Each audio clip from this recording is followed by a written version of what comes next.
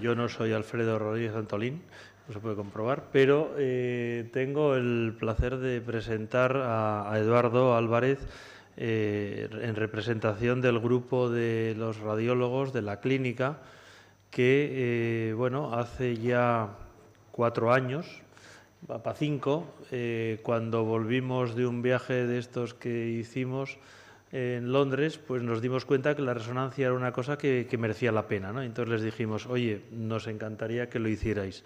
Entonces ahora nos va a contar la experiencia que tenemos después de estos 4 años, cuando se está diciendo que la resonancia es buena, sí, depende del que la lea, ¿no? La cirugía es buena, sí, depende del que la haga. Entonces, bueno, yo creo que tenemos la suerte de que la están haciendo bien y eso es lo que quieren contar. Bueno, muchas gracias por la invitación, por la presentación. Buenas tardes a todos. Vamos a presentar un poco eso, nuestra experiencia con la resonancia, haciéndolo en base a preguntas y a controversias que nos han ido surgiendo. Pues como comentaba, en el año 2013 empezamos a trabajar de manera sistemática con la resonancia y lo hicimos impulsados por el Servicio de Urología y con la colaboración, además, del Grupo de Trabajo en Cáncer de Próstata del University College de Londres, que nos hizo una especie de auditoría externa y de validación de la calidad técnica del estudio y de la calidad de los informes. Igual que presentaba el doctor Futterer, nuestra actividad pues, no ha dejado de crecer. Es mucho más modesta. Nosotros rondamos las 700 resonancias el año pasado. ¿Qué fue lo primero que nos planteamos cuando empezamos a trabajar con la resonancia? ¿Qué necesitamos? Tenemos un equipo bueno de 1,5 teslas, pero ¿es suficiente? Los equipos de 3 teslas tienen mejor resolución temporal y espacial, tienen mejor relación señal-ruido y algunas de las secuencias son mejores en un 3 teslas. La difusión es mejor en un equipo de 3 teslas. El 3 teslas tiene también una parte oscura, tienen mayor problema con artefactos de susceptibilidad, hay mayor número de dispositivos incompatibles y las prótesis metálicas dan más artefacto en un 3 teslas. ¿Qué nos decía la literatura? Pues que al comparar un 3 teslas con un 1,5 podíamos aplicar un PIRADS similar a las lesiones. No había diferencia al asignar el PIRADS a una lesión, de tal manera que empezamos a trabajar con nuestra 1,5. Los equipos antiguos de 1,5 necesitaban una bobina endorrectal. Sin embargo, los equipos nuevos con software actualizado y que utilizan bobinas Phase Array multicanal ya no necesitan esa bobina endorrectal. Nos ahorramos la complejidad de la preparación y nos ahorramos el disconfort del paciente. La literatura también nos respalda, nos dice que ahora mismo no hay diferencia al usar una bobina endorrectal. ¿Qué preparación necesitaban nuestros pacientes? ¿Qué instrucciones les dábamos a nuestras secretarias? Clásicamente siempre se ha hablado de un tiempo de espera post-biopsia de 6 semanas. Sin embargo, se sabe que a las 6 semanas casi el 50% de los pacientes siguen teniendo restos hemáticos.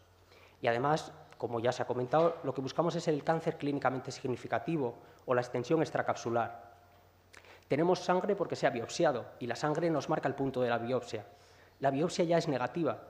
Sería poco probable que por unos restos de sangre nos estuviesen escondiendo un cáncer clínicamente significativo debajo.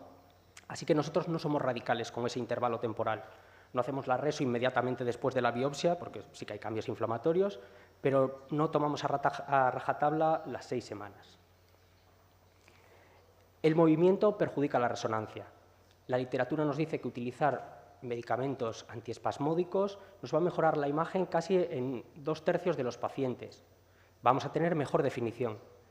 Como cualquier medicamento, tiene contraindicaciones, tiene efectos adversos y tiene alergias. ¿Qué hacemos nosotros? Una aplicación individualizada. El radiólogo está presente siempre cuando se realiza el estudio y podemos, como en este caso, si vemos una zona dudosa aquí en la próstata periférica derecha, nos parece que el estudio está muy movido, paramos, repetimos, inyectamos buscapina y vemos cómo la lesión se define perfectamente. Un poco en el mismo contexto del movimiento es la evacuación vesical y rectal, si es necesaria o no. Sobre esto no hay consenso porque es un poco un círculo vicioso. La distensión rectal produce artefacto, pero es que la medicación y los laxantes, enemas, también producen irritación intestinal y produce aumento de peristalsis. La literatura hay quien dice a favor y hay quien dice en contra. Nosotros no estamos tomando ninguna medida respecto a la evacuación rectal. La evacuación vesical no solo no nos interesa, es que nos gusta que la vejiga esté distendida, porque no solo valoramos la próstata, valoramos la pelvis. Esta es la tercera neoplasia asintomática de vejiga que nos encontramos al hacer un estudio rutinario de próstata.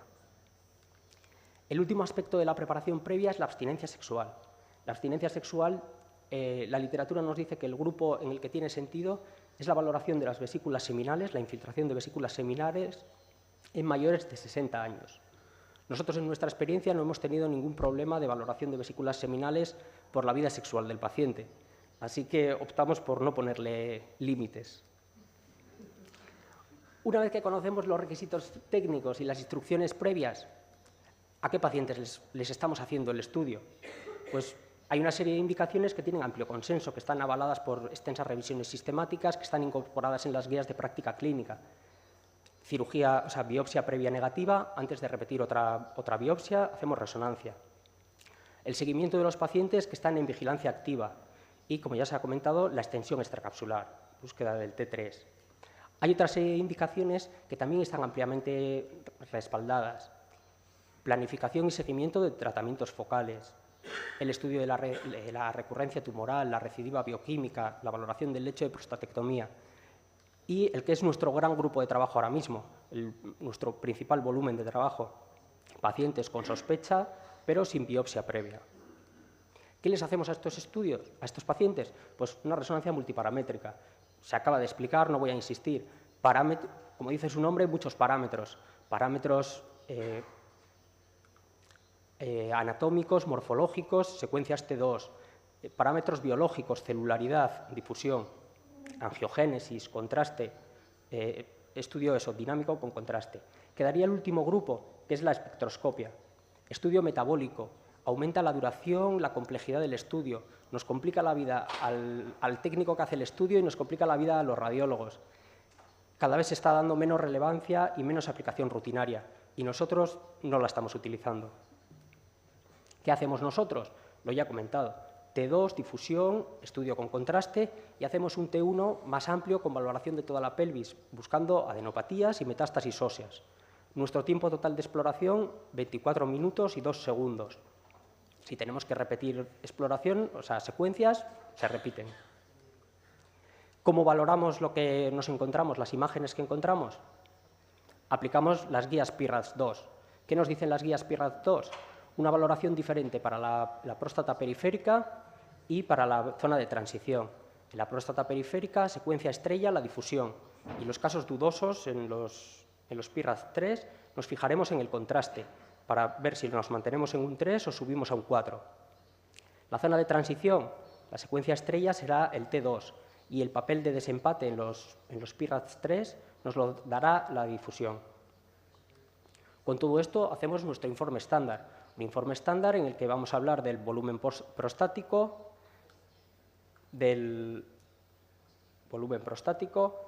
tamaño y volumen de las lesiones que vamos a clasificar según la escala PIRADS, desde muy baja probabilidad de cáncer a muy alta probabilidad, un PIRADS 5, lo localizamos en esta tabla y utilizamos un dibujo esquemático para facilitar la comprensión del informe.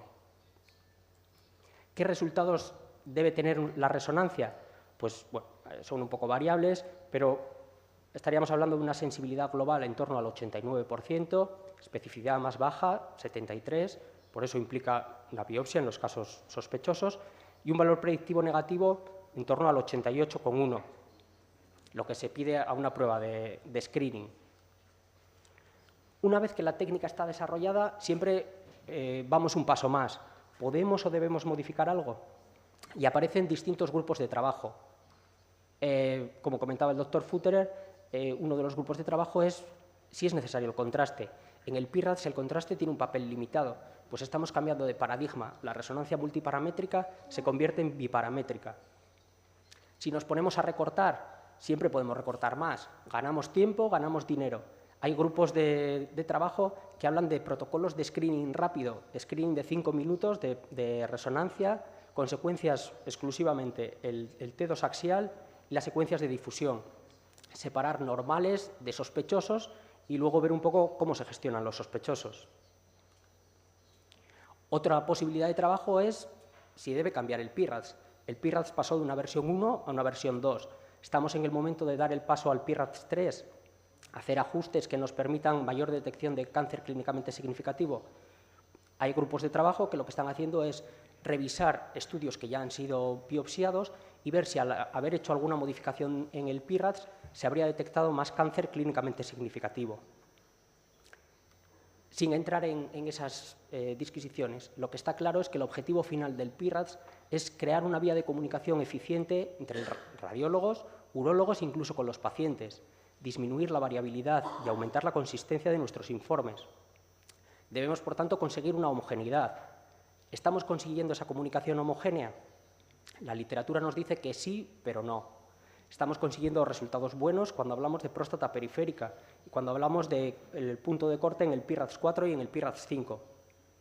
La zona de transición y el PIRADS 3 siguen siendo puntos oscuros. ¿Cuál es nuestra experiencia?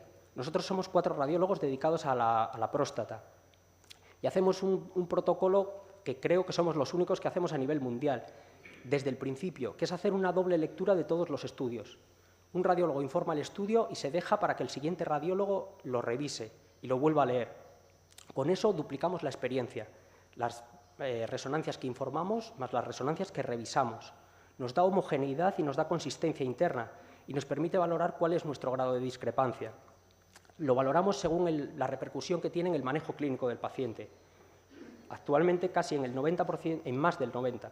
Estamos en estos grados. Grado 0, que es un acuerdo total, o un grado 1, una discrepancia menor que no modifica el manejo del paciente y que no supone hacer ningún cambio en el informe.